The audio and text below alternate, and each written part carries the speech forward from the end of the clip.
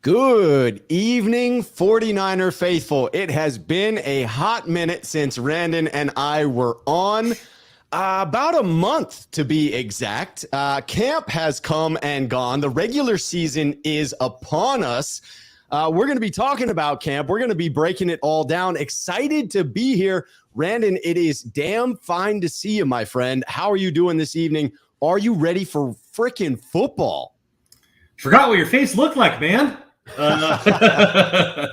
I'm doing pretty good. I am excited. Week one's going to be good. Went over and beyond on the fantasy football this year, so we'll see how that works out. I'm in like 9 leagues plus a bunch of best ball. Ooh. It's going to be exhausting, but I'm here for it, I guess. It's probably because I wasn't doing any podcasts with you. I had so much more free time on my hands. So it was. It's good. Rent it out. One of the bars nearby has a theater room. Nice. That has like 24 movie theater seats. They have like 6 screens in there, and you can put on whatever games you want. So I invited a bunch of people from my fantasy football leagues, from work, friends or whatever. There's even about 20 of us in there watching some football for week one. So it should be pretty fun. All right. That sounds fantastic. That's a good freaking get together with friends.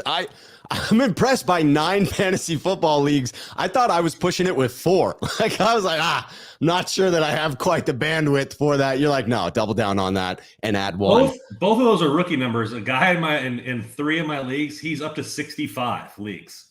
That's just redonkulous. I mean, that's literally, what else are you doing with your week? How do you even set 65 lineups? Like, you would need to make sure you had the exact same team in every league, or it would be an absolute nightmare managing buys and upcoming injuries. That would be horrible. He's like waking up, here the game started at noon, so he's like waking up at 8, getting a coffee and like just going to town. 2 hours of trying to catch up and not even getting through all his teams. He's like, well, the rest of them, just fuck it. Could you imagine like a guy that's like a game time decision, and you don't know which leagues he's in, right? And you have him in 24 leagues. Like going through all the leagues, like, oh fuck, okay, yeah, okay.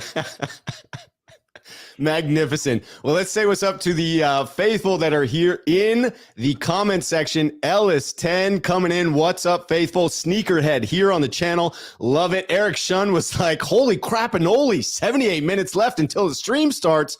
He doesn't even know if he's going to be alive tomorrow or in the 78 minutes before he put that comment up before we started. We didn't know if we'd be alive to start. Hell, no one knew if we were alive. Raphael 5629 Niners, Sneakerhead here on the channel. Good evening, Rob, Randon, Sneakerheads, and everyone doing the good deed, reminding folks to like and subscribe. I appreciate it. Nick, Money, Meyer in the comment section. Been a minute, Rob. Hope all is well. It is good tonight because I'm on here talking Niners.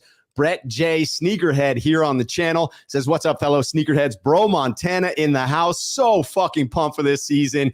Pay Bosa now. I got a text from my father that, minus the so fucking pumped for the season, very similar to this. He was like, just pay fucking Bosa. Like, I don't care what else you do. This is the best player on your team.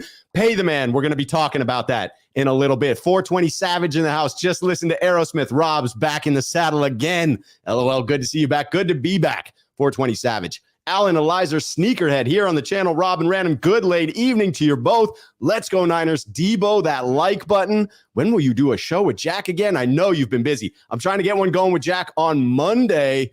Let's go. Bullpup 33 Sneakerhead here on the channel says, Sean 951 Niners is in the house. You know he's a Sneakerhead shoe. It's between 2 beards or bust. Yikes. Beast Mode Gaming in here. Looks like I won a bet. Giants above. Ooh, was that? I can't even remember. It's been a month. Randon, I don't know if you remember what the wager was. Yeah, put the wager in there because I have no idea. He's like, I'll pay it. I just don't know what it was. Above what? Freaky coming in. So much has happened since your last stream. Yeah, so much. We're going to be talking about a lot. Fazil, my man. Roe coming in. Rob, burning question. Is all forgotten with Trey Lance if Shanny wins a Super Bowl this year?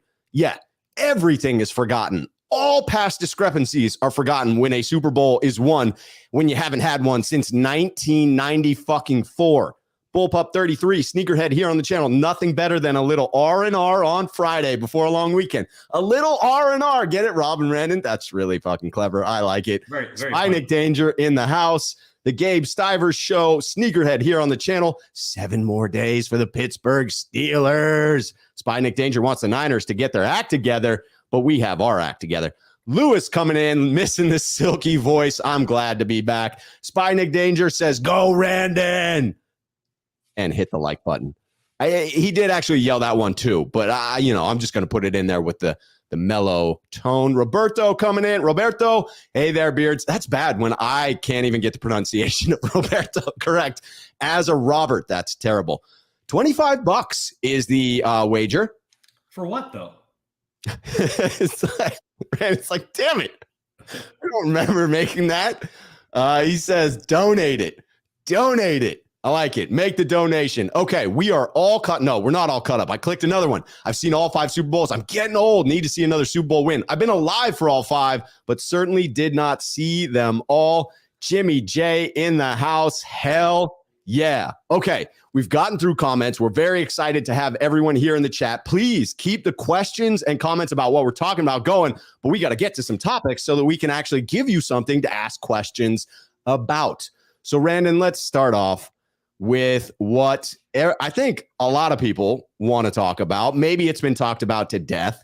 That's not a maybe. It's definitely been talked about to death, and it is a very relevant topic. So first things first, you and I have not aired since the Lance trade went down. What are your overall thoughts on how this unfolded and the situation as a whole?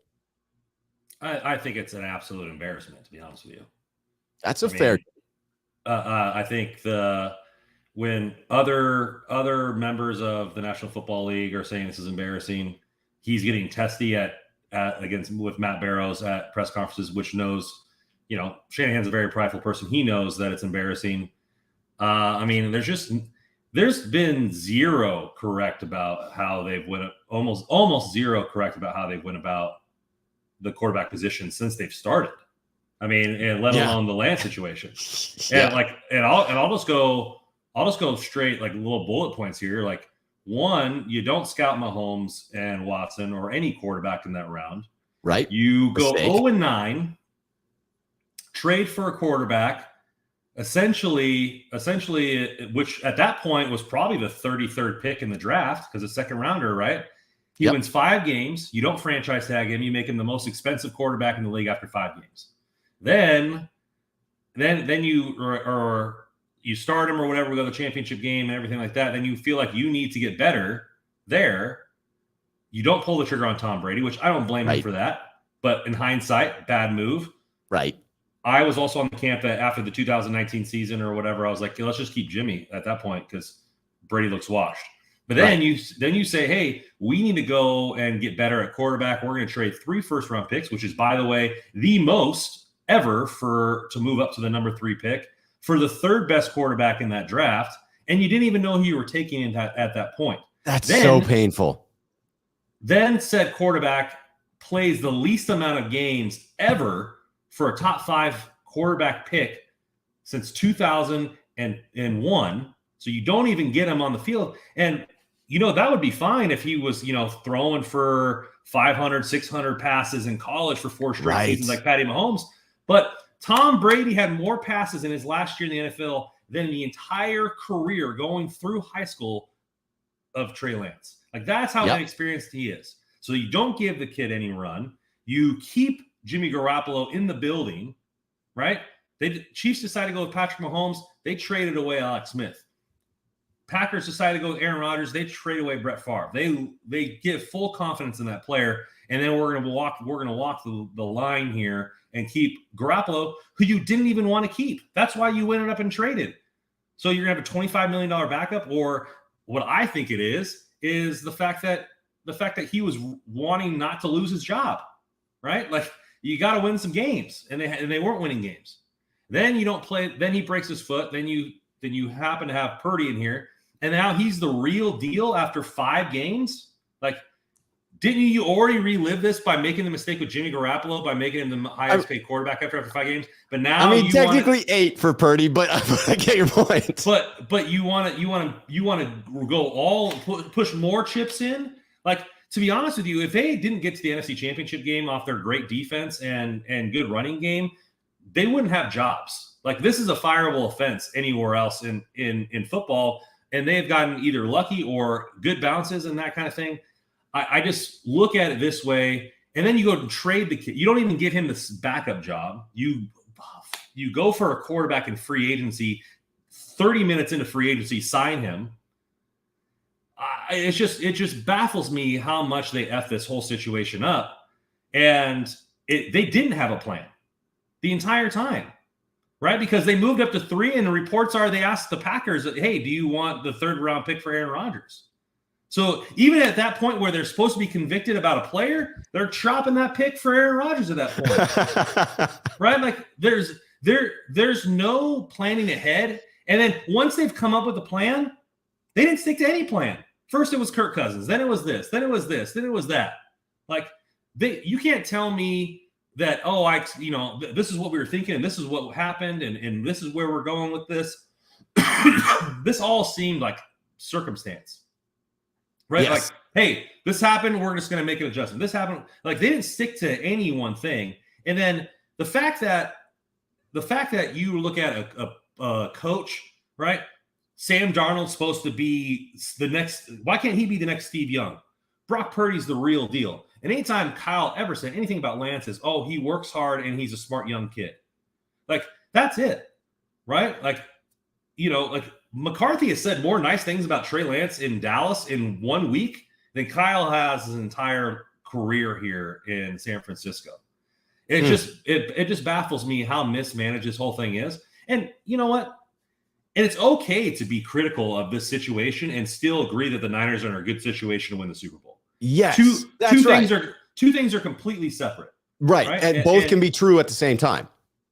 Because I'm going to jump in here, and I'm going to bring in a couple of comments, and any that speak to you, Randon, I'll bring back up for you to respond to as well. But I just want to try and get out a little bit of my thoughts to what you said, because I love what you laid out there in totality. The idea that as a whole, the way in which the 49ers, Kyle Shanahan and John Lynch have approached the quarterback situation since they've been in San Francisco have been haphazard and not well planned, not well executed, and the results have not been fantastic.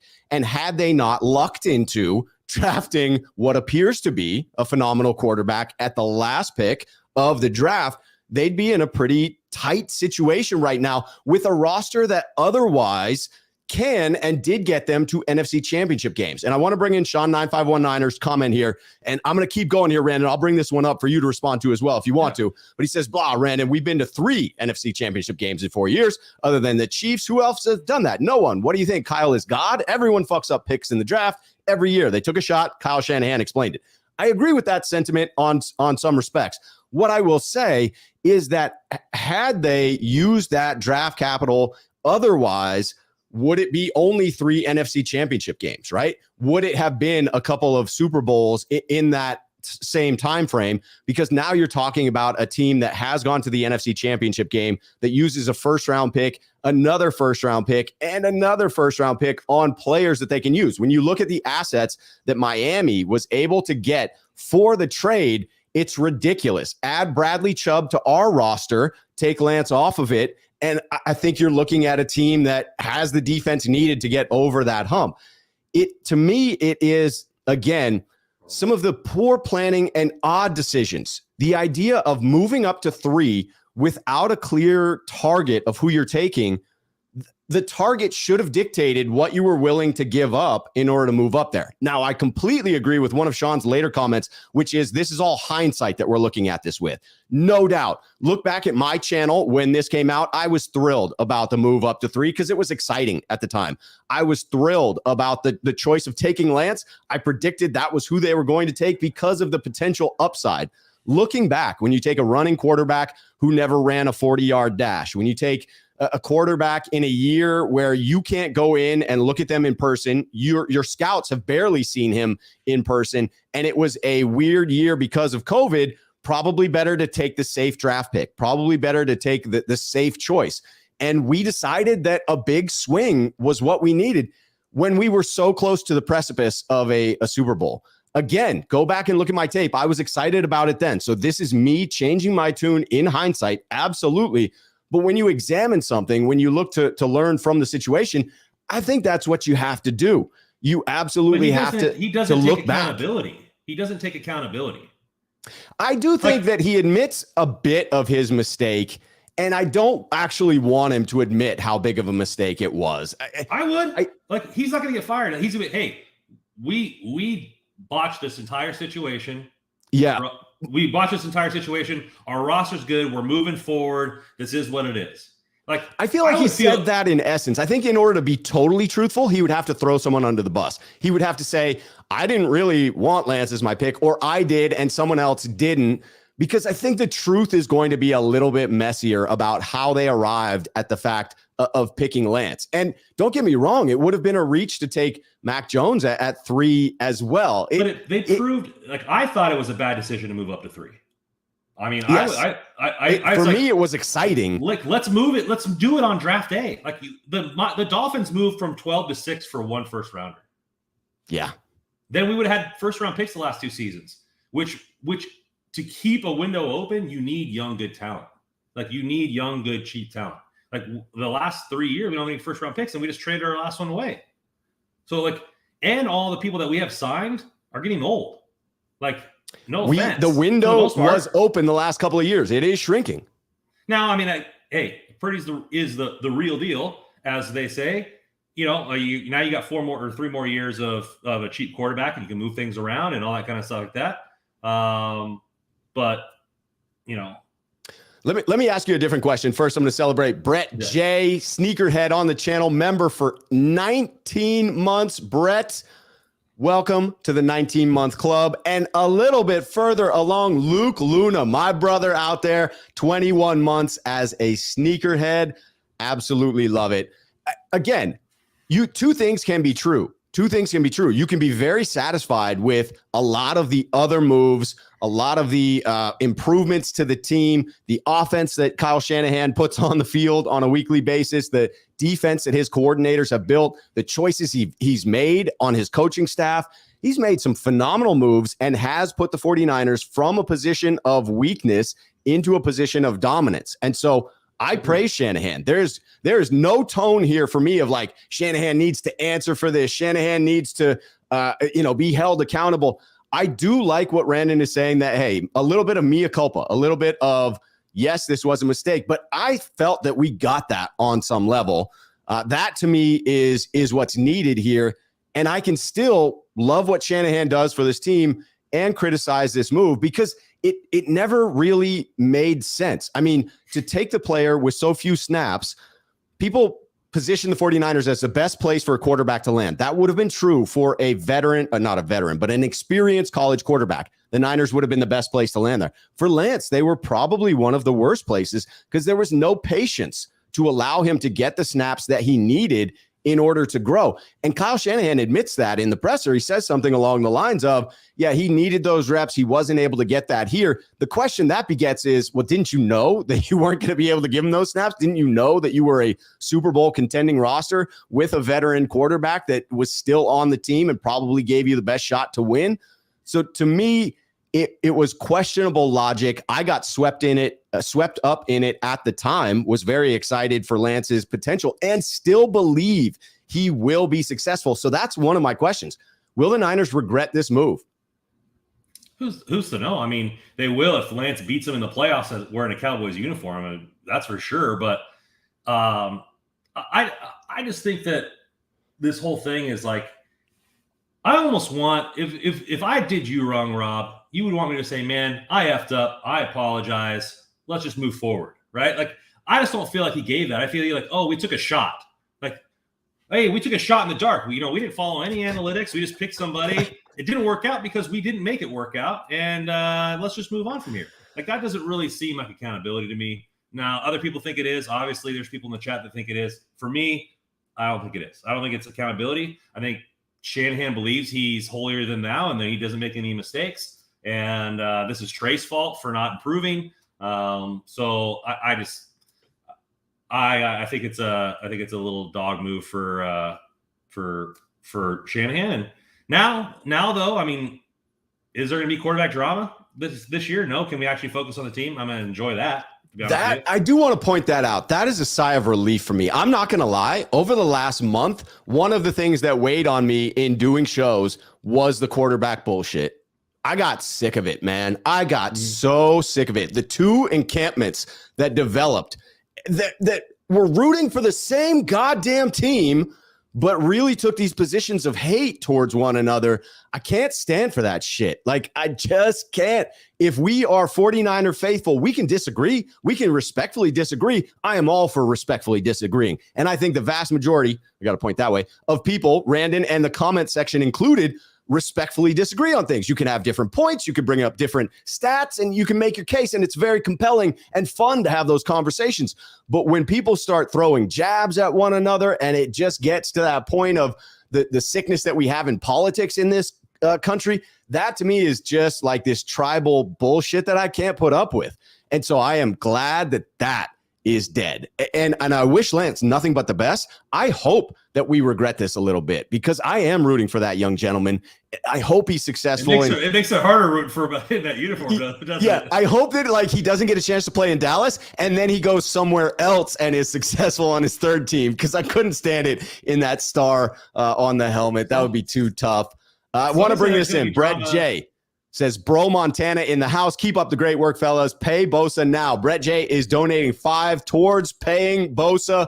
Brett, the super chat is much appreciated. Bro Montana, I got to get those names associated there. I will. Alan Elizer is celebrating 17 months as a sneakerhead.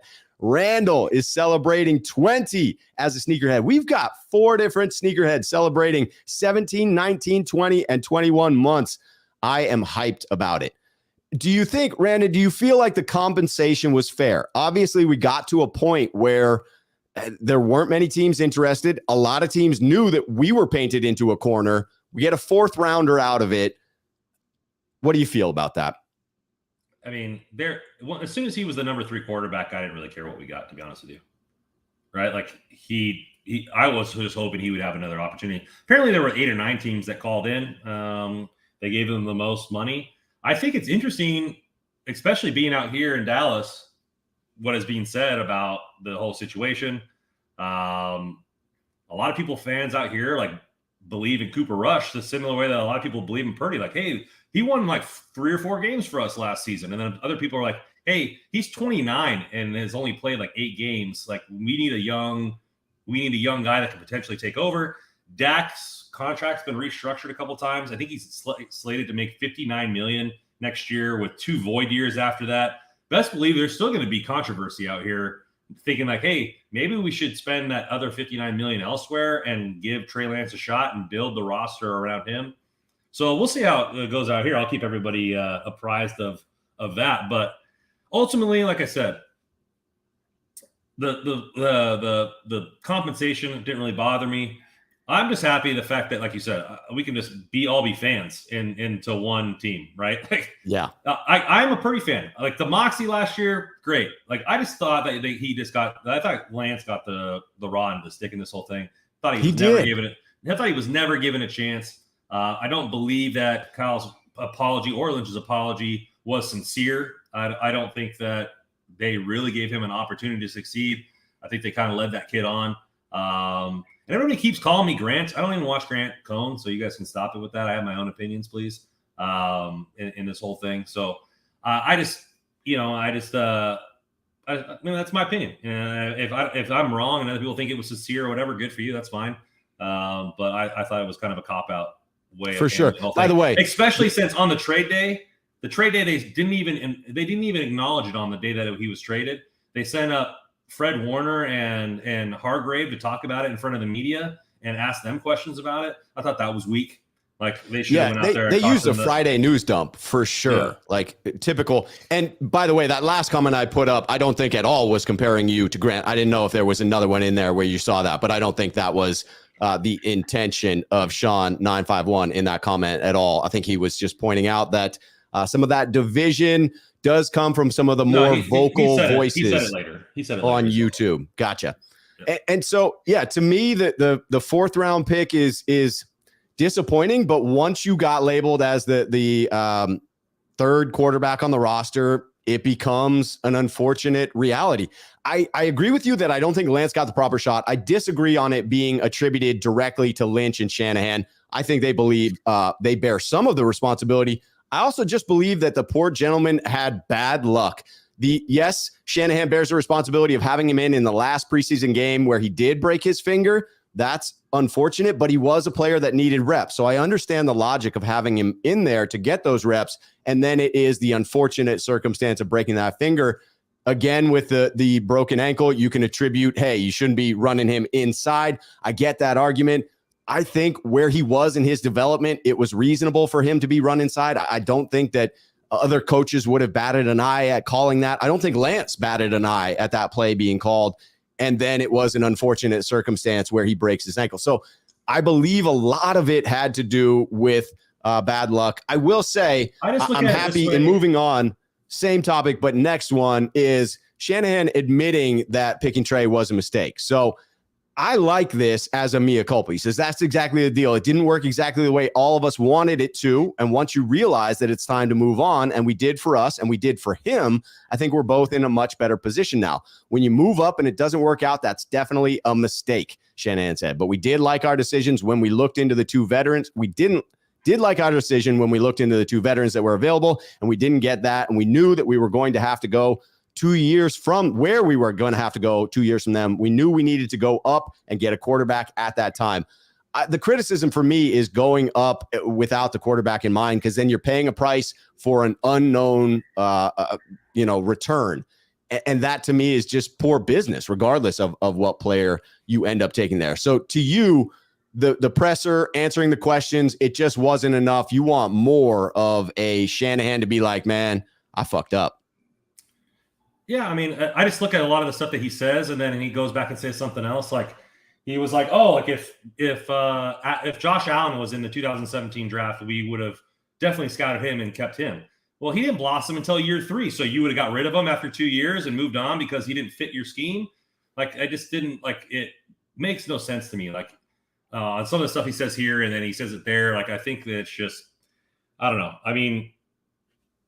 It's and like not like there's I just don't think there was zero vision anytime during this quarterback thing, not just for Trey Lance, just in general. I think it was always just reactionary, and every plan they set forth, like first it was Kirk Cousins, and then they trade for Jimmy Garoppolo. Like, oh, we're gonna get Kirk Cousins in free agency. He's gonna come here. That's why we didn't get a quarterback.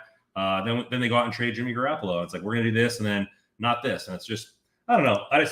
I don't have. It was a lot of like squirrel. Yeah. You don't have to agree with me. I just don't think he means his apology. I don't think he cares, which is fine. Like it is a business. I get it, but like it doesn't mean you have to treat people that aren't humans. Like I don't think they handled this well for Trey Lance, to be honest with you. Yeah, I disagree with you on the apology piece, but I do agree with you on the idea of like, hey, we've got this plan. Squirrel, we're going to go with Jimmy Garoppolo, and then it's like, oh, Squirrel, not Tom Brady. No, we're going to go with the rookie. Like it just wasn't a cohesive strategy, and that is what you're looking for at that position. It's so critical. Chris Royal coming in, sneakerhead here on the channel. Dude that is right around here in Oregon. Sorry, I did not make it out to the faithful get-together down in Salem, but glad to see you guys. Glad to see you as well, Chris. The best two personalities. We appreciate that. If you agree with Chris, follow Ellis's advice here, Ellis10, saying hit that like button. Yeah, it is.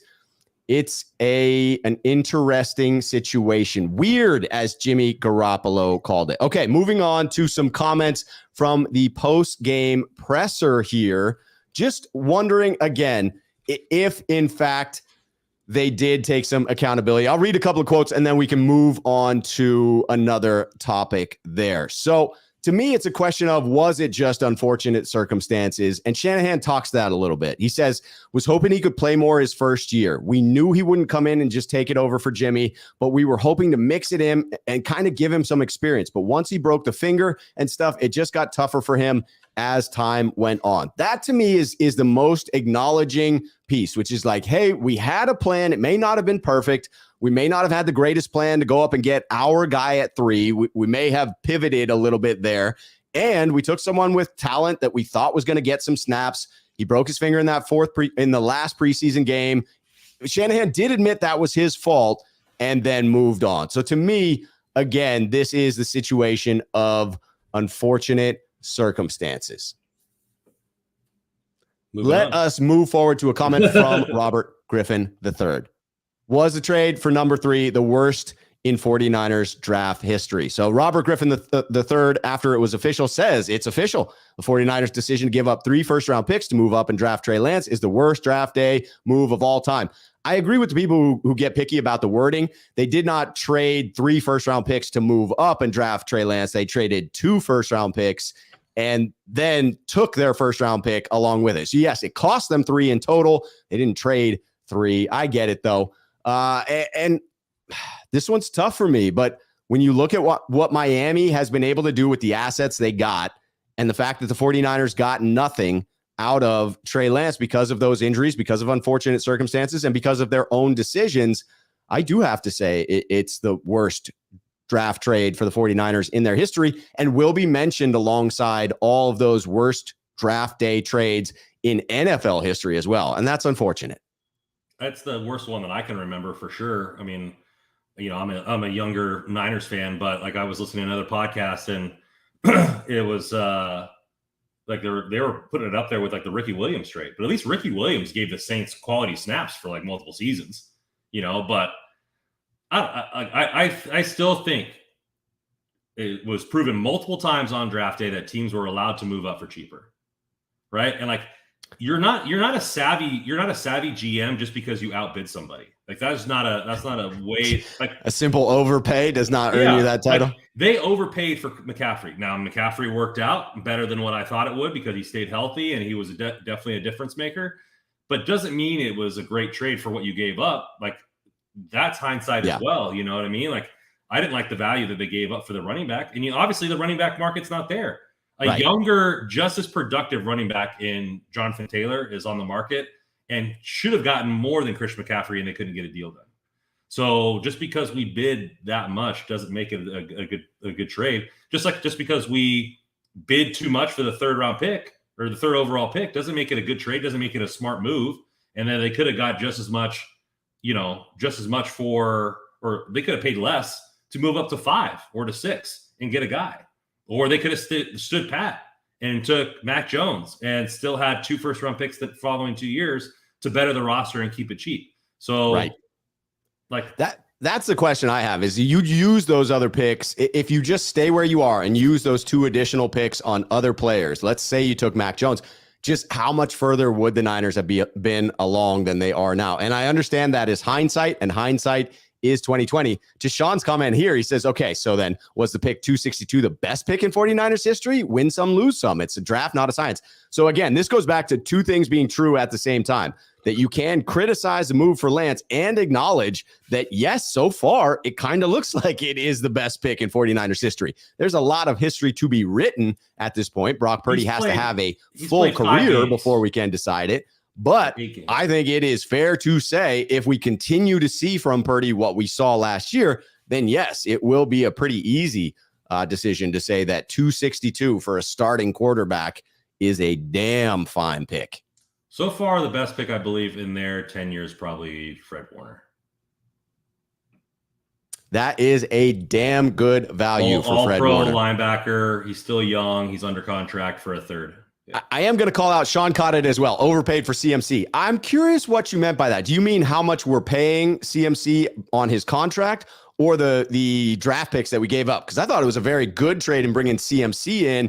And I would say he's a better fit than Jonathan Taylor within this offense, specifically for what Kyle Shanahan is looking to do with him in this specific scheme. Both. I mean, if you look at it going into it, like that was his first healthy season in like 3 seasons. So you have an injury-riddled running back. He's older. He's going to get paid 12-something million the next year and all that kind of stuff like that. Like people are looking at this like, oh, it's a great trade from what he did for the offense. Would we still be saying this if he was injured the second half of the season? No, probably not. So hindsight is all that. At the moment, they gave up a lot, especially for a team with no draft capital. They gave up a lot to go up and get a player. I thought that one was good value there. Okay. Well, I mean, I thought it was a lot. A lot of people thought I get Christian McCaffrey's one of the best running backs in football. That the player was never the problem for me. The player, it was like, okay, you had him. He was older. He's going to be under contract till he's plus 30. Typically, the drop off in play is evident in running backs at the age that we acquired him. Let alone what he would go through for his contract. He's going to have to get. Restructured, which pushes that money down the line. Like, I just think that it's a good. I just didn't think it was not a smart move. I just think they gave up too much. It's like I said, I like the player. It is a matter of opinion. That is a fact. What is not a matter of opinion now is Luke Walsh is pointing out some better draft picks. Yours may be true for the current roster that you're looking at, but Luke Walsh pointing out Joe Montana in the 3rd round, hell of a freaking value there, and Dwight Clark in the 10th round. Gotta love both of those pull from Luke. I should have been able to pull from memory the Joe Montana in the 3rd round as far as all-time good value for great players. I'm thinking based on the number of caps in Sean's messages that 2 things are true. 1, he's fired up because of the conversations that have been going on, and I love that. 2, I'm going to guess Friday night there are a couple of cocktails involved. That's just going to be a little bit of a guess on my part. All right, let me talk to you about the next one here. Going from one topic that gets people fired up, talking about all that Lance shit, to another topic that gets people fired up, talking about Bosa and getting that man paid. So it's reported today, Albert Breer coming out to say that the stalemate that is going on right now, the reason that the contract is dragging out with Nick Bosa is there is a gap in between the salary per year that the 49ers are willing to pay and that Bosa's representation is asking for. And that gap is $4 million per year. A couple of data points to put in here because you have to look at current NFL contracts when you're talking about the best edge player in the league and the reigning defensive player of the league. Thus, you could make an argument, the best defensive player in the league going into a contract year. As his representation, his people couldn't be happier with their stance on him deserving to get paid. So the highest edge player currently, TJ Watt, is being paid $28 million per year. That's going to be the low end. Obviously, Bosa should be able to leverage higher than $28 million per year. Because of the fact that he's the reigning defensive player of the year, he should be able to leverage more than Aaron Donald, who is the highest paid defensive player in the league. That comes in at a whopping $31.7 million. That is roughly $4 million right there. So I do wonder if the Niners are saying, hey, we want to make you the highest paid edge player in the league. Like, you are an edge. We're going to make you the highest. And he's saying, I'm the best defensive player in the league. You need to pay me more than Aaron Donald. So perhaps the Niners are coming in at $29 million and his camp is stuck at $33 or $500,000 either way on those numbers. To me, that's the relevant data point. And I got to say, he's the best defensive player in the league. Pay him more than Aaron Donald. Like, get the deal done. That's my stance. How are you feeling about this one?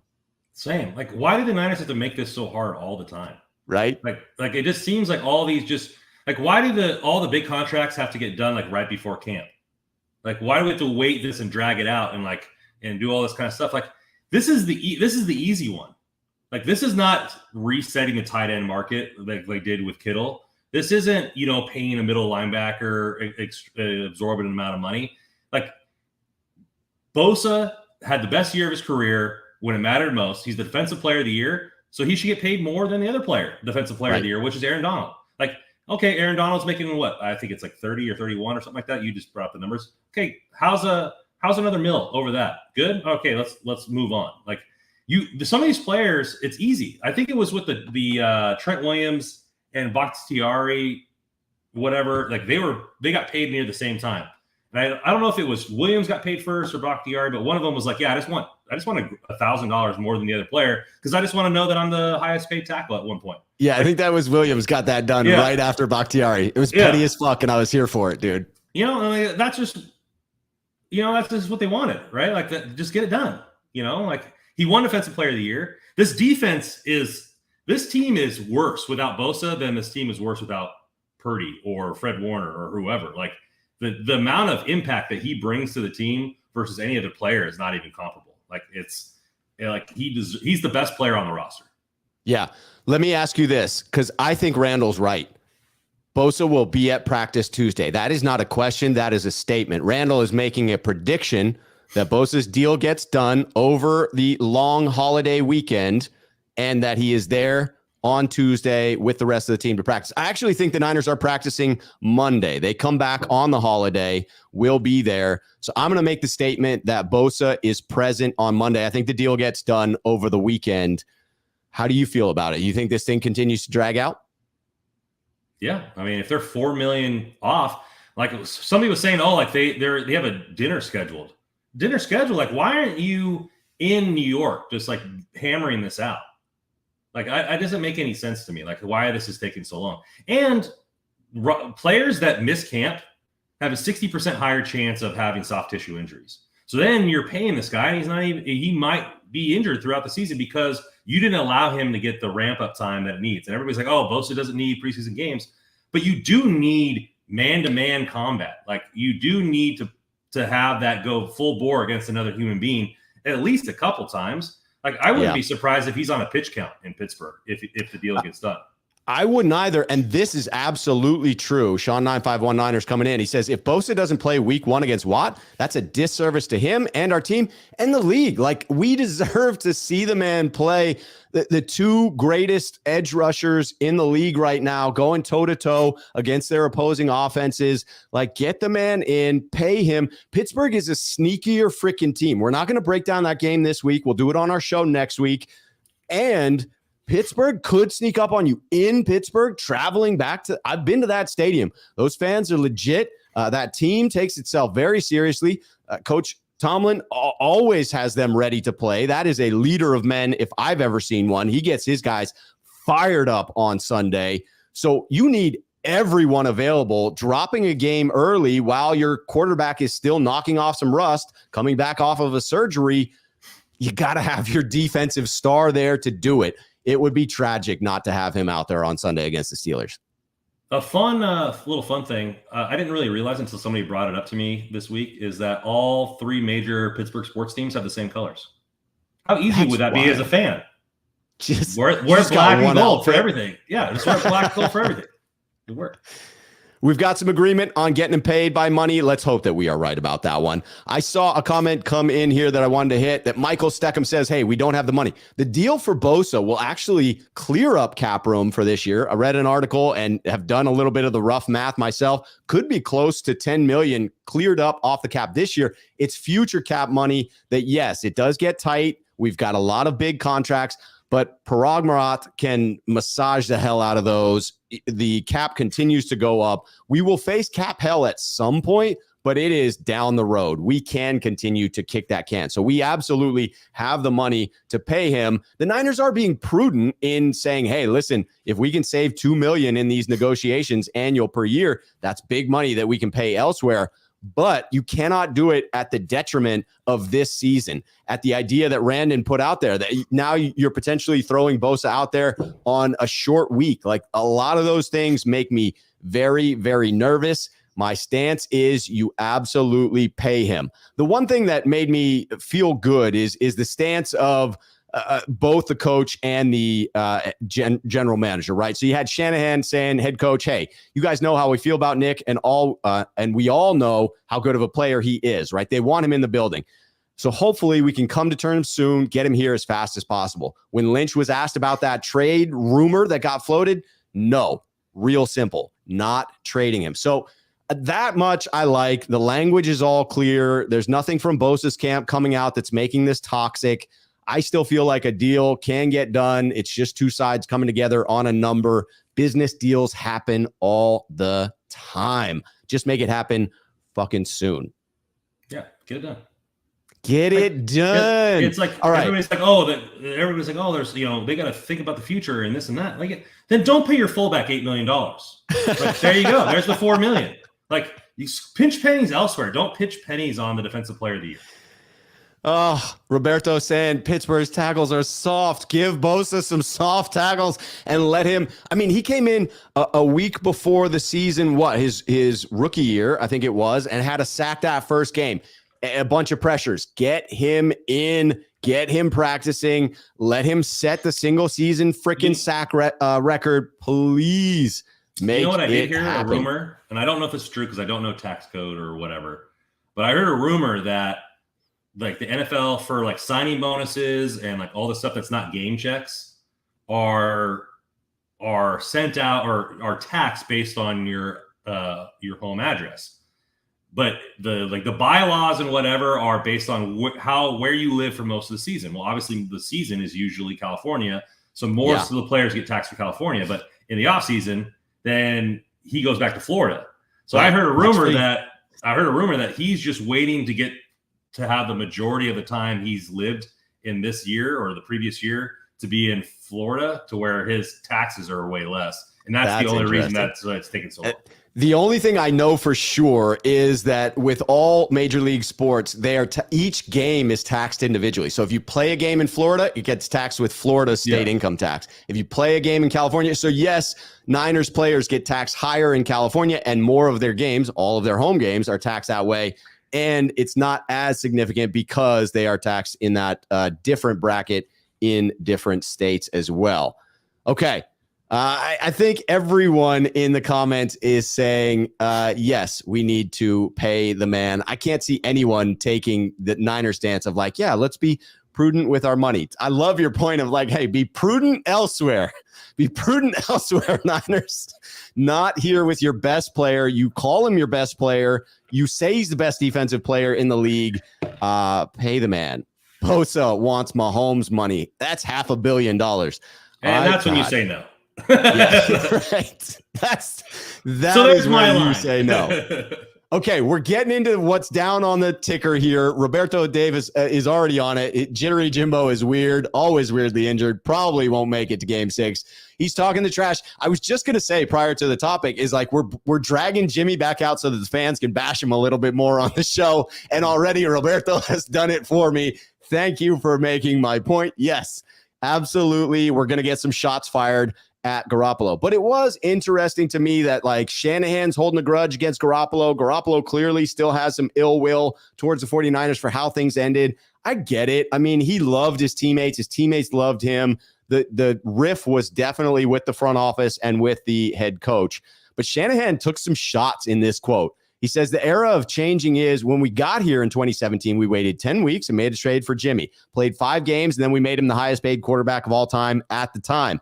Then he played 2 of the next 5 years. That's a shot fired. He played 2 of the next 5 years and did really good in those 2 years. His injury for 3 of those 5 years were legit. It was rough on him, rough on us. Then we made a move to get a younger quarterback, and that's what we did. We thought he'd be ready in 2 years. He wasn't, and now we have a different younger quarterback. So that's the situation. Is it any surprise to you that there still is some of this sour nature? Like Shanahan seems to be able to hold on to a motherfucking grudge, and he seems to have one against Jimmy Garoppolo and Jimmy against Shanahan. I would have figured this would have died at this point. Jimmy has a new team. He's a starting quarterback in the NFL. Let bygones be bygones. But no, it's shots fired on both sides. It was what wasn't said in that interview with Jimmy Garoppolo. Like they asked him, like, what do you think about this whole situation over there? And he was like, I guess it's weird, like, but his face said more than his words did. Like it did. He indicated there was some drama in his mind. So, I mean, obviously he didn't agree with maybe how he got and how Trey got done or what was going on in there or what was being said. And I don't know. I mean, you can have animosity to your previous team. I mean, it happens all the time, to where you weren't being treated correctly. It was one of the players that came over last year that was a Raider, and like, man, we hated it in Las Vegas. Like, I'm so glad I'm here. Like that was, so like it's not for everybody. You look at the what is the Money Manziel documentary? Well, the Money Manziel documentary, he goes, I knew within 4 months of coming to Cleveland that I didn't want to be here. Like, so, it just happens to people. And I don't know if it's animosity. I don't know if it's another thing of your former player calling you out, like now that he's not under the gun of the company dime, he doesn't have to worry about repercussions. Like, he's free to speak, and now he knows what he really thinks, like, I don't know. It's interesting. I mean, it's like you're never going to say what you want to say when you're at your current job, but as soon as you leave, you start trashing people. You might as well. Nothing to lose at that point. I just got off the phone with a friend of mine, and we had this. We talked about somebody at our old job, and what was going on. It's like, and I just brought the name up, and it just opened fire. I was like, oh, okay, sorry, I didn't know you felt that way about that person. It's just like it just happens sometimes, and he was probably holding that in for a while because Jimmy's not really in the limelight, right? Everybody's like, you can't get a hold of him in the off season. He just turns off his phone and does his own thing, and so his first press conference after, it was just kind of telling. You don't really know what the man's thinking. You really, really don't. It's just fun for me.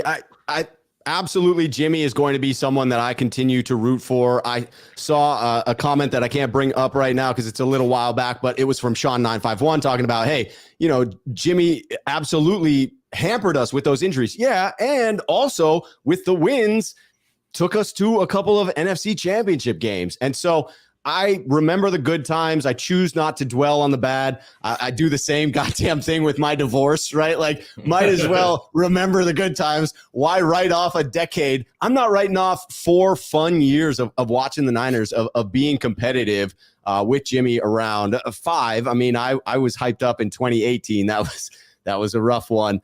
But yeah, I remember him with positive memories. I'm just surprised to see him take shots because he was fairly professional while he was here. But Randon, to your point, hey, when you're out of the building, might as well speak your mind. 49er Minded came in. Oh, wrong one. He said, what's up, Rob? Good to see you, 49er Minded. Good to see everybody in the chat, man. It's good to see a lot of familiar names and some new ones as well. All right. Little play on words here. You ready for it? It's so clever. It's so clever. From solid gold to the unknown. Obviously, the kicker situation is a little more tense than it should be when you spend a high draft pick on a player that you're filling in at kicker. You typically want that to be a lock going forward. Do you have any worries? So we've got the kicker situation. We've got some mixed results from the preseason, which maybe is to be expected, but now it's followed by a minor but potentially nagging injury as we go forward. We've signed Matthew Wright to the practice squad, who's kicked for 3 different teams, has a reasonable field goal percentage of 87%, 35 of 37 on extra point tries, but not who you want to be kicking for you when you spent that draft pick on Jake Moody. Are you at all worried about this one, or does it work itself out in a matter of a couple of weeks? I mean, the injury to a leg for a kicker has got to seem pretty, interesting there. Like, it's a high pick to spend on a kicker. Like, I didn't agree with the pick either. I like the player. It seems like he's a good kicker. But like the guy they brought in for the practice squad has missed 4 kicks in his career, and Moody's missed 2 in the preseason already. Like, is there such a difference in like the quality of kickers that you can sign? I just thought it was a that whole week was a circus. Like all the Trey Lance stuff, and then like Moody gets injured in practice, and it's time for Zane Gonzalez to earn some game checks, right? And he goes out and injures himself in pregame. I was like, man, like what is going on here? Yeah, season-ending IR for a pregame injury, warming up. Like, dude, come on. Unbelievable. Roberto Davis says, man, we talking kickers? We need week 1 to come fast. I mean, the injury the injury bothers me because of how much can he be successful this season. Yeah. I'm not down on the player because of, he got injured, players get injured, but or was he the right pick, or what is he going to do? I said it at the pick, if he plays 10 seasons for this team in the 3rd round, then a kicker's not so bad. Right. Like, but it just makes me laugh. Like they just move up, shock the world by taking a kicker in the 3rd round. And then the one kicker that they bring in as a redemption story in Zane Gonzalez has his chance to earn some game checks, and then season-ending injury in the pregame. And now we don't have a kicker. Wisnawski looks horrible kicking field goals. He's never done it before. And then we bring in a guy who has 87%. It's not bad. Like, and he's just on the street. Right. Like, so like what is going on here? I think it's just laughable. Like, it cracks. And you can't bring Gold back. Gold's not going to want to come here for a week or 2. Like, yeah, Gold is not coming back first and foremost, and we cannot afford it. Like that is, again, talking about luxuries that the Niners can't afford. He's still on the street. Like Right. Dallas, Because that man probably wants $5 million. Dallas is looking at it. Dallas is looking at what they got last year in the playoffs with Maher missing 4 straight extra points. That dude finds a job, but Robbie Gould is still on the street. Like how did Dallas not go out and get Gould? And then how does Maher have a job but Robbie doesn't? Like it makes 0 sense. Like I don't understand the kicker landscape at all. It is stressful. All I know is after we spent that high of a draft pick, I thought I wasn't going to have to talk about kicker for a while unless things went really sideways. Things haven't gone sideways yet, but we are going to have to talk about it. Yeah, Harry, you can't make this up. You really can't. Randall's like, hey, man, I'm just going to leave my Moody jersey in my cart for now. Not going to hit buy just yet. Probably safe. I mean, I think Jake's going to be fantastic. I was a big fan of the move. I'm not rewriting history here. I am a fan of Moody. I saw a comment earlier that called out the best kicker in the league. Where is it? Yeah, Randall says Tucker was 4 of 8 in his rookie preseason. Let's chill some. Yeah, but that man sings opera. So, I mean,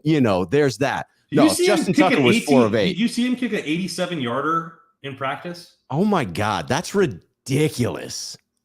I believe it was 87 or maybe 78 yards. It's still a ridiculous amount. Like it was like, I was like, whoa. It was great. Hopefully he does. Hopefully he breaks the record. After seeing that as a coach, you're like, hey, going into the half, it's 78 yards. Yeah, let this guy do it. Might as well. Yeah, I think this is the point of why Gould is still out there is the difference. It's the dollars. It's that Gould is waiting to get paid. No doubt. Russell Peterson said, what's this channel? Russell, you know damn well what channel this is. This is Rob Schuh's channel right here. Russell, good to see you, man. Good to see you. What were you saying, Randon, while I was talking shit? Yeah. Obviously he got paid high previously contracted. Is he still wanting $5 million? Is that openly is what he's saying that he wants to kick? Anything that I've read has hinted at that, but it's not certain. I think it's all rumor and speculation at this point. The Bears have $40 million in cap space? Like they could pay him $15 million to kick field goals and help Justin Fields out. Like there's teams out there that have cap space. Like, no does doubt. Does he want to make $5 million and compete for a Super Bowl? That's different. That's the key. And I do see people's points when they say hey, it's worth it for that security of we are a playoff / Super Bowl caliber team. I think we're Super Bowl favorites personally, if you ask me. You don't want to lose a close 1-score game because of a missed field goal opportunity because you've got a rookie kicker who gets flummoxed in that moment. I understand that. And once you've committed to this strategy with Jake, you got to see it through. You cannot bail early. Cannot. I like the move for Moody as well. I was in on. All right, people are talking about Deshaun Jameson. Actually, it's Jack's back has been talking about Deshaun Jameson. That is one I want to bring up here in this next topic of the 53-man roster surprises. I'm going to say that I thought this was chalk all the way down on the 53-man. There was no one cut that was a surprise to me. There was no one kept that was a surprise to me. It was not a shock that we kept 3 quarterbacks. Do I disagree with it? We'll get into that in a minute. I will say the one where I was a little bit disappointed, where it did feel like we had found a diamond in the rough with the undrafted free agent cornerback. The 49ers haven't had that many homegrown stars wherein they've continued to excel. Deshaun Jameson, who got claimed by the Panthers. Obviously, Shanahan and a lot of the faithful were saying, I definitely wish we could have kept him here. That's absolutely the case. That's really the only one where I'm filled with any regret. And when I look back historically at players that we lost, there are very few, even when I thought we lost a gem, that we really ended up losing out on much. So this one is, hey, I get it that we couldn't keep him, and I'm disappointed. Were there any disappointments, surprises, or, happy moments for you in the 53-man? For everybody out there, league min versus $5 million, 25 teams in the NFL could sign Gold right now, have over $5 million in cap space. So, yeah, take that for what it's worth. Take that to the bank. I mean, not saying they should. Yeah, Jameson was a surprise for me. I thought he was way better than Oliver. I mean, Oliver might be the most expensive backup slot corner in the NFL. Yeah, right? If he doesn't end up panning out, that's going to be a tough free agent addition and a tough look for Steve Wilkes, who was on the soapbox for him. Both didn't both of his guys that he advocated for to get brought over both did both make the squad? Oliver? No, neither made the squad. One, obviously tried to get them back on the practice squad. The safety that they brought in, did I write down his name? I did not. But that one was another one from the Panthers, the veteran safety that they signed. There was no guaranteed money on that one. To me, when you look at the depth of the safety room, it was not a shocker that he didn't make it. Signed him to the practice squad. Yeah, Miles Hartsfield. That's it. Yep. So to me, that one is not really a loss. I still believe in Oliver. To 49er-minded point here, maybe Wilkes still believes in Oliver. I guess they're going by his vote of confidence. I still believe that Oliver can turn it around. I mean, you look at this run defense that looked so porous in the preseason. I'm not panicking on that. We were a dominant run defense last year. Assuming we get Bosa back, I believe we should be a dominant run defense again this year. There is an added focus on the secondary, but no, I'm not worried about Oliver so much. Were there any, like Marcelino McCrary Ball, again, after drafting 2 linebackers, did I think he would make the roster? I thought he was a bubble player. I thought there was a good chance he was, but I also knew the Niners drafting 2 linebackers, there was a chance someone else was on the bubble, and now he's back on the practice squad. So not a big loss there. To me, again, when I look through this, it doesn't surprise me. One of the questions I had is there value in keeping the third quarterback? Like, when you get down to Brandon Allen, is your season just fucked anyways? Like, is he really going to be able to be a competent quarterback? I have my doubts about Sam Darnold. And yet, that cost us keeping someone like Deshaun Jameson.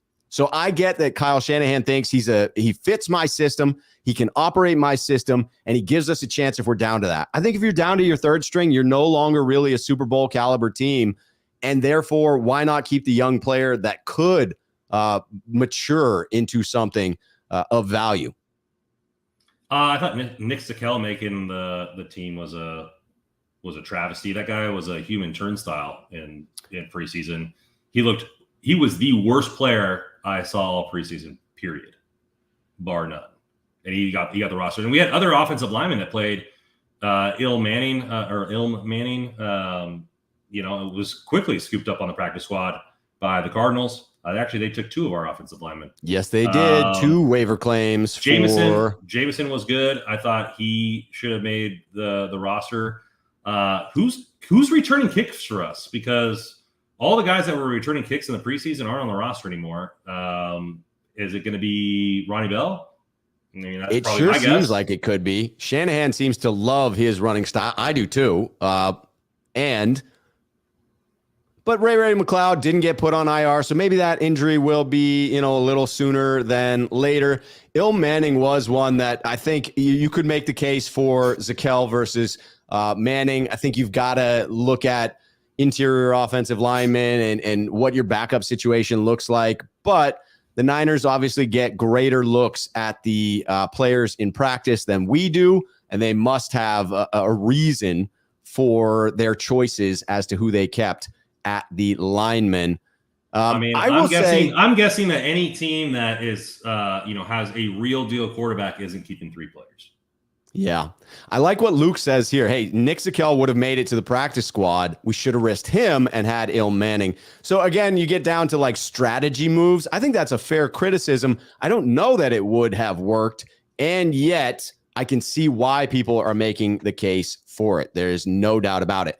I'm pretty disappointed. Granted, some of this is injury related, but I'm pretty disappointed that the tight end room is not improved. We spent 2 draft picks on a deep tight end class and came away with one who looked a bit disappointing in preseason and then was lost to a season-ending injury, and another that is probably going to be at the bottom of the roster for most of the season.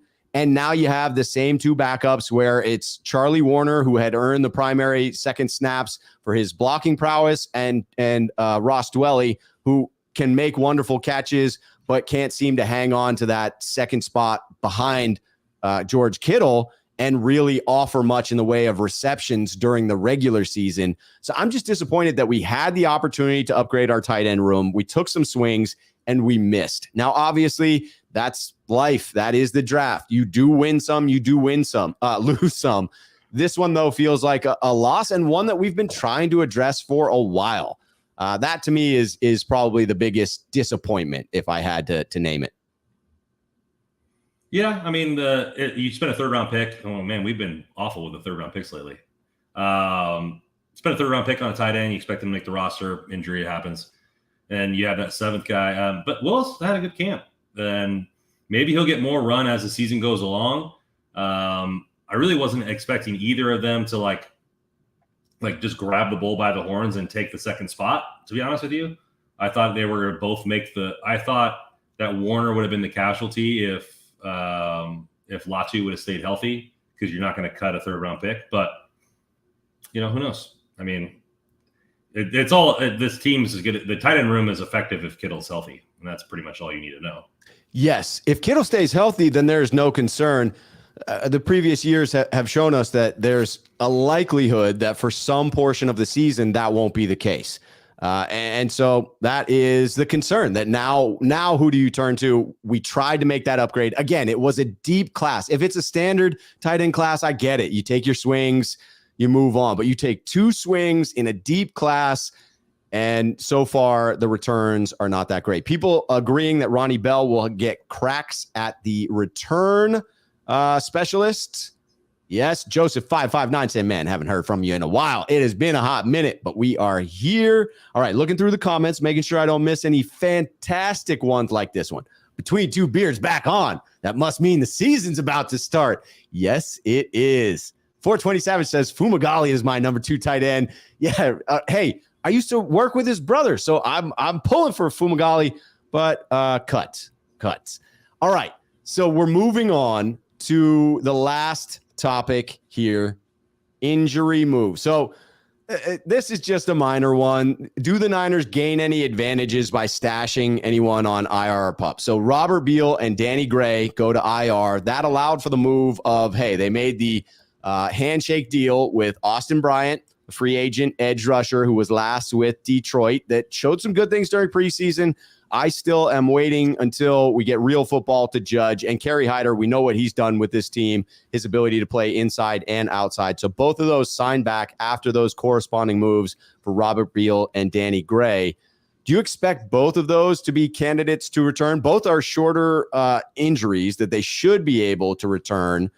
Danny Gray's in an awkward situation with being drafted to complement Lance, and now you're back to Purdy as the starter there, who's much more in the realm of Jimmy Garoppolo as far as taking shots down the field, although I know Jack Hammer will make the case for his ability to push the ball down the field, and I've certainly seen it at times. Why can't Purdy utilize Danny Gray? Is that because he has a noodle arm? Is that the reason that everybody's That's why most people who critique it would say, why can't Danny Gray just be a better receiver and run more than just a go route? Why can't that happen? That could happen. That could legitimately happen. He is a professional drafted in day 2 of the draft. He should be able to learn how to run more than one route. Yes. Just saying. And the hope is that he does.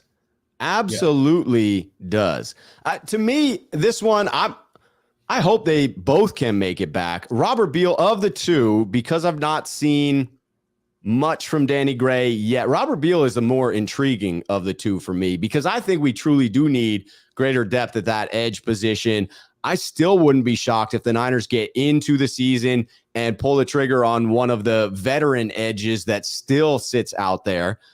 It just feels to me that having lost some depth in free agency, with Bosa coming in late, that the focus should be on edge here. But I like the moves. I like the fact that, hey, we got a couple of veterans back onto the roster. I always like that wink, wink, nudge, nudge of like, hey, we're going to cut you, but we're not really cutting you. It's just a formality. You will be back. Yeah, they know what's going on. It's just the cap casualty, that type of thing. I think casualty. I think, what kind of scares me a little bit? And like the way the roster is shaped out is the cornerback position, corners. Like, DeAndre Lenore was a beast on the outside. Yes. And now because Oliver can't play his position that he was intended to, we have to move him inside. And Ambry Thomas, the guy that everybody wanted to kick off the roster, is now going to start on the outside corner for our team next week. I will say that makes me scared. Like that, it should. I'm pulling for Ambry. I loved his interview with Matt Mayoko where he, admitted to coming back and thinking he had it in year 2. I'm excited to see what he can do because year 1, I was very optimistic going forward, and then it just fell off a cliff. It does seem like he is back now. It's a good point, though. You made the decision to keep Oliver long term. Does that hurt the cornerback room? Obviously, a lot of people wondering what if we had kept Deshaun Jameson in there. We got a couple of questions from the chat before we close this thing out.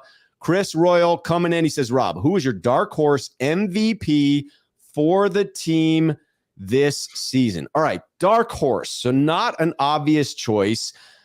Obvious choices would be obviously quarterback. So Brock Purdy is an obvious choice because quarterbacks get the most glory. You could see a guy like Debo or Brandon Ayuk or Kittle or Trent Williams. Those would all be pretty obvious. Bosa would be obvious. Warner would be obvious.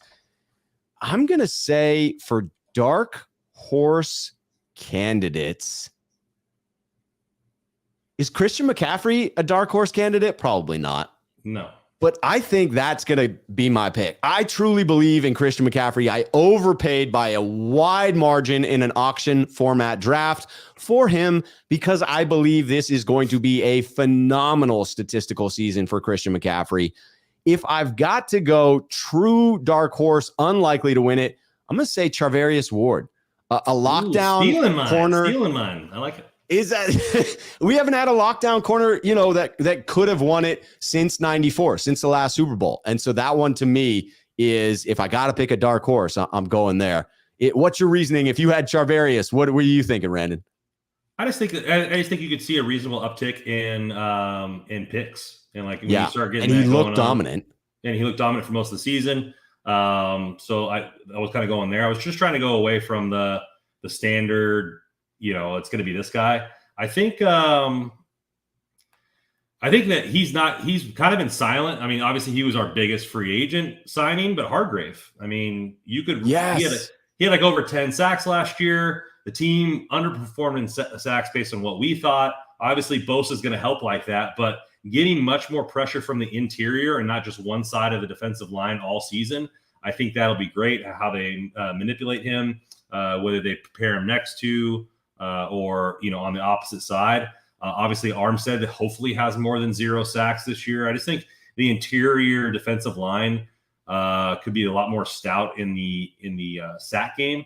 And if Hargrave obviously paid the money, so the spotlight's going to be on you. He gets 15 sacks as a defensive tackle. Like, you could be looking at the Niners MVP style there, and he's a good run blocker as well, or a good run defender as well. So, I mean, that kind of could be, I don't know if it's a dark horse, but because he got paid all that money, but nobody's really talking about him because he's been silent all camp. So right. And I do think it depends on your definition, because like a lot of Niners players are big names that they have a stacked roster. And so it's hard to say that anyone's a true dark horse candidate for now MVP. The dark horse MVP last year was either Purdy or Diamador Lenore, right? Because it was out of nowhere. So if like that's the criteria, like a player out of nowhere that could blossom into that nobody's really talking about as like a home run threat. Yeah. Based off, like, if somebody gets injured in the safety room, I think Ji'Ayir, Tig Brown. Yeah, Ji'Ayir Brown could be that dark horse. That is a great poll right there. All right, Ed coming in to ask, what do you think the 49ers turnout will be like in Pittsburgh? Pittsburgh shows up. Their fans do. I was there once. The 49er fans were out. I won't go so far as to say out in force, but that was a year where we were not doing much where I was there. Because of the high expectations, I expect that Niner faithful will travel well this season. I think there's a lot of disappointment out there in the way things ended last year. So there'll be a lot of energy, people wanting to be there for something special. I'll say that, I wanted to be at a lot of games this year. We will see if that ends up being a reality. Certainly when we get in the playoffs, I will be at games. People always ask, hey, are you going to Levi's this year? And I say, yeah, when we get to the playoffs and host a home game, you bet your sweet ass I will be there for that game. No doubt. Luke Walsh saying, should sneakerheads be called cleat heads since it's a football channel? That is a potential change in there. Absolutely. We had a lot of folks coming in to weigh in on the dark horse candidates. A lot of people supporting Ambry Thomas. I think if you're talking about someone who bounces back, I think he could be a candidate for the dark horse MVP as well. People talking about Kittle, CMC, Debo having a bounce back year. Let's see, CMC, another one. Ooh, Quantrez Knight. That seems like a bit of a reach there. Mr. Josiah Demetrius Flanagan Fowles. People are pulling here. Drake Jackson, that would be interesting. That would be a dark horse. Russell, if that happens, I think we got to give you a shout out here because that could, with Clelin Ferrell looking like he's slotted in to start opposite of Bosa, assuming Bosa frickin' does start to begin the season, Drake Jackson would have to climb the roster and perform in that position. It sure seems like the Niners are wagering that that's going to happen, but we shall see. Luke Walsh pulling this 2 years before I was born. It says Gold Rush 1976, Cleveland alum Cedric Hardman, Tommy Hart, and Jimmy Webb hit the like button. Yes, the Gold Rush, the like button. All right, we have reached the end of our show. Sean951 agrees with Drake Jackson. I love it. Kinlaw getting thrown out there. That would definitely be a candidate. You know what? I just want to say this before we close. I hope Kinlaw balls out. I hope that he has a phenomenal season and we can't even afford to re-sign him because he looks that good on the field. He's going to be coming off of the bench. That should help him to stay fresh. That should get him fewer reps on those knees. Man, I'm really pulling for him from a human perspective. There is no doubt about that in my mind. He was a vibe in camp, him with that sunglasses going on. So he seems pretty moxied up, but I mean, he got moved around in the run game quite a bit, and he was out like in the third and fourth quarter for most of the preseason games. So is he even the first tackle to get rotated in at this point? Like, we'll see. We shall see indeed. Randall says, Pittsburgh being overhyped. They're going down 26-6. Our first score prediction. We will be giving our score predictions next week when we talk about comment. Luke Walsh saying, Between Two Beards chat comment of the week wins a new 2024 C8 Z06 with Z07 package and carbon fiber wheels paid for. You heard it here by Luke Walsh. Luke Walsh buying you a new Corvette. Also going to be evaluating all of the comments from here on out. Would this comment be the comment of the week? So you just picking his own comments? Luke, I think you need to buy yourself a new Corvette. I saw someone in there saying, hey, it was great to see you. It was great to see all of you in the comments section. Thank you for being here. It was fantastic to see Randon as well. Been far too long, my friend. If you're still here in the comments section, please do hit the like button on your way out. Amplify the positivity, the personalities, the people. If you enjoy listening to Randon and I, please show that support. We greatly appreciate it. Luke is already rocking that Corvette. So if someone wins the comment next week, he's just going to be giving away his own vehicle. And we appreciate it, Luke. We appreciate it wholeheartedly. Thank you to everyone for participating and being your silly ass selves in the chat. I love going back and forth. Love bringing the comments in. Randon, I cannot wait to get this thing going again next week and every subsequent week as we talk Niners. Now that we are near the fucking real game of football, the regular season is on our heels, my friend. I bet you anything next year there's no quarterback stats in camp. Now that which I'm all for that. That is a fact.